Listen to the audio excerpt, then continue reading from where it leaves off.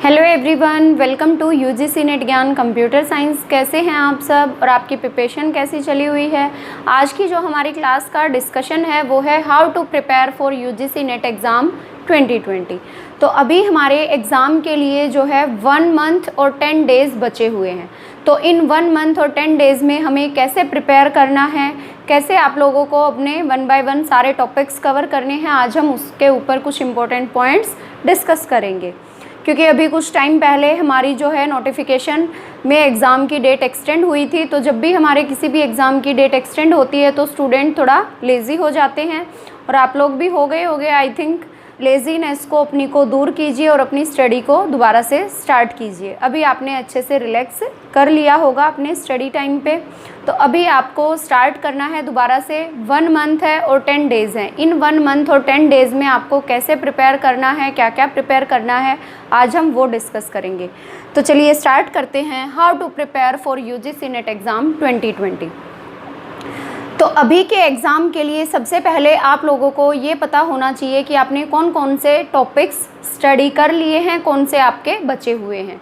तो जो topics study कर लिए हैं उनको जस्ट आपको रिवीजन की नीड है, और जो कुछ टॉपिक्स आपके अगर बच गए हैं कि ये टॉपिक आपने नहीं किया है, तो अभी इस पहले 1 मंथ में आप उस टॉपिक को भी कवर कर सकते हैं।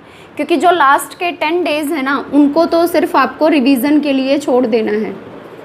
लास्ट के 10 डेज़ में जस्ट आपको सारा रिवाइज़ करना है, इसमें कोई और नया टॉपिक नहीं पढ़ना।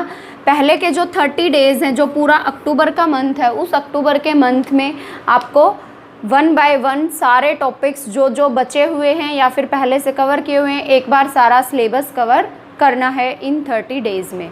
तो अगर आपको कोई टॉपिक ऐसा लगता है कि हाँ भी उस टॉपिक से रिगार्डिंग हमें वीडियोस चाहिए, तो भी आप कमेंट सेक्शन में कमेंट करके बता सकते हैं कि उस फर्दर टॉपिक से रिगार्डिंग हम वीडियोस अपलोड कर देंगे। तो चलिए स्टार्ट करते हैं अपनी क्लास को।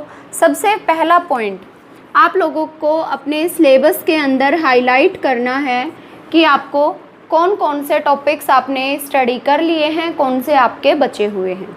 ठीक है, उसके क्योंकि टॉपिक्स को सिलेक्ट करने के बाद आपको आइडिया मिल जाएगा कि आपने कितना सिलेबस कर लिया और कितना सिलेबस आपका रहता है, और उसके बाद आप लोगों को उस सिलेबस में सारे इम्पोर्टेंट पॉइंट्स कवर करने हैं। अब इम्पोर्टेंट पॉइंट्स कैसे पता चलेगा? प्रीवियस ईयर क्वेश्चन से। प्रीवियस ईयर क्वेश्चन उठा के देखो, पिछले 10 ईयर्स के, 12 ईयर्स के, इतने नहीं होते हैं तो लास्ट के 4 प्रीवियस ईयर क्वेश्चंस तो ज़रूर उठा के देखें, जुलाई 2018 से दिसंबर 2019 तक के। क्योंकि इनमें जो हमारा जब से नया सिलेबस आया है, जब से एग्ज़ाम का पैटर्न चेंज हुआ है, हमारे पास 4 एग्ज़ाम्स हुए हैं हमारे, जुलाई 2018 से दिसंबर 2019 तक। तो इन 4 पेपर्स को तो आप ज़रूर कीजिए। इससे आपको पता चल जाएगा कि एनटीए किस टाइप के क्वेश्चंस पूछ रहा है। तो उससे आपको पता चलेगा कि कौन से टॉपिक्स जो हैं वो इम्पोर्टेंट हैं और कौन से इम्पोर्टेंट नहीं हैं। क्योंकि इम्पोर्टेंट टॉपिक्स का पता होना बहुत ही ज़रूरी होता है एग्ज़ाम को क्रैक करने के लिए। अब इम्पोर्टेंट पॉइंट पता होने के बाद हमें ये पता होना चाहिए कि उस इम्पोर्टेंट पॉइंट्स को हम कैसे कवर करें। अगर आपको वो इम्पोर्टेंट जो टॉपिक्स हैं वो आपको अगर आते हैं, वेल एंड गुड। अगर नहीं आते तो आप कहाँ से कवर करें, कहाँ से पढ़ें, या फिर कैसे उनको कवर करें, या फिर उनको छोड़ दें।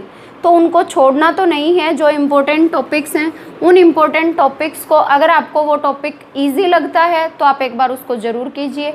अगर आपको लगता है कि हाँ ये थोड़ा सा हार्ड है, मेरे से नहीं होगा, तो जस्ट उस इम्पोर्टेंट टॉपिक का आप ओवरव्यू लीजिए।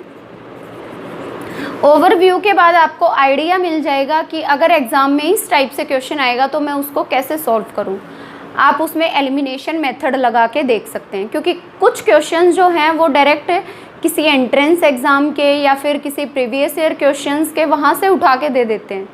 तो अगर आप प्रीवियस ईयर क्वेश्चंस लगाते हैं तो वहाँ से आपको ये आइडिया ज़रूर मिल जाएगा कि किस टाइप के क्वेश्चंस आ रहे हैं। प्रीवियस ईयर क्वेश्चंस में आप कौन कौन से प्रीवियस ईयर क्वेश्चंस लगा सकते हैं? नेट के प्रीवियस ईयर क्वेश्चन लगा सकते हैं, गेट के प्रीवियस ईयर क्वेश्चंस लगा सकते हैं। क्योंकि गेट के भी 2 से 3 क्वेश्चंस डायरेक्ट जो प्रीवियस ईयर्स में पूछे गए हैं वो डायरेक्ट एग्ज़ाम में पूछे जाते हैं बहुत बार। उसके साथ साथ आप इसरो के प्रीवियस ईयर क्वेश्चंस भी लगा सकते हैं। और जो नेट के प्रीवियस ईयर क्वेश्चंस हैं, इसकी मैंने भी अपने चैनल पे सीरीज़ स्टार्ट की हुई है, अगर आपने वो नहीं देखी है तो आप प्लेलिस्ट में जाके देख सकते हैं। उसमें हमने अभी स्टार्ट किया है दिसंबर 2019 लेटेस्ट एग्ज़ाम को स्टार्ट किया है, उसके प्रीवियस ईयर क्वेश्चंस को विद सॉल्यूशन। और अगर आप चाहते हैं कि आपको सारे प्रीवियस ईयर क्वेश्चंस चाहिए तो वो मैं भी अवेलेबल करा सकती हूँ आपको। आप कमेंट सेक्शन में कमेंट करके पूछ सकते हैं। और उसके बाद गेट के प्रीवियस ईयर क्वेश्चंस कर सकते हैं, इसरो के प्रीवियस ईयर क्वेश्चंस कर सकते हैं। देन उसके बाद जो आपने अभी तक अपने नोट्स बनाए हैं उनको रेगुलरली स्टडी करते रहिए, उन नोट्स को रेगुलरली स्टडी करते रहिए। जो भी आपने शॉर्ट नोट बनाए हैं या फिर आपने प्रॉपर पूरे नोट्स बनाए हैं हर एक सब्जेक्ट से रिगार्डिंग, तो उन नोट्स को 1 बाय 1 पहले एक सब्जेक्ट कवर कर लिया, देन उसके बाद second, then up to last unit तक, तो सारे नोट्स को आप 1 बाय 1 रिवाइज़ करते रहिए। इस 1 मंथ के लिए आपको ये करना है कि सारे नोट्स को रिवाइज़ करना है, साथ में पेपर 1 को भी करते रहना है। अगर आप बोलोगे कि पेपर 1 से रिगार्डिंग भी वीडियो बनाएं कि पेपर 1 के लिए हम कैसे प्रिपेयर करें, तो भी आप कमेंट करके बता सकते हैं, हम उससे रिगार्डिंग भी वीडियो अपलोड करेंगे। नोट्स के बाद आपको साथ के साथ कंसिस्टेंसी भी रखनी है। अब नोट्स मान लिया आपने आज पढ़ लिया 10 घंटे, उसके बाद नेक्स्ट डे आप 1 मिनट के लिए भी बुक ना उठा के देखें, तो वो जो कल के 10 घंटे पढ़े हुए हैं वो आपके लिए ज़ीरो हो जाएंगे। तो कंसिस्टेंसी बहुत ही ज़रूरी है। आप अपना प्रॉपर टाइम टेबल बनाइए कि मैं इस टाइम से इस टाइम तक स्टडी कर सकता हूँ। चाहे आप 4 आवर्स निकाल सकते हैं, 6 आवर्स निकाल सकते हैं या फिर 8 आवर्स निकाल सकते हैं। जितना टाइम आप दे सकते हैं उतना टाइम दीजिए, क्योंकि अभी ये जो टाइम है ना, ये आपके लिए बहुत ही ज़्यादा प्रीशियस टाइम है। इस 1 मंथ और 10 डेज़ में आप अपना JRF क्वालिफाई कर सकते हैं ईजीली, जस्ट अपनी कंसिस्टेंसी के थ्रू। अगर आप कंसिस्टेंट रहेंगे तो आपका एग्ज़ाम क्रैक होगा।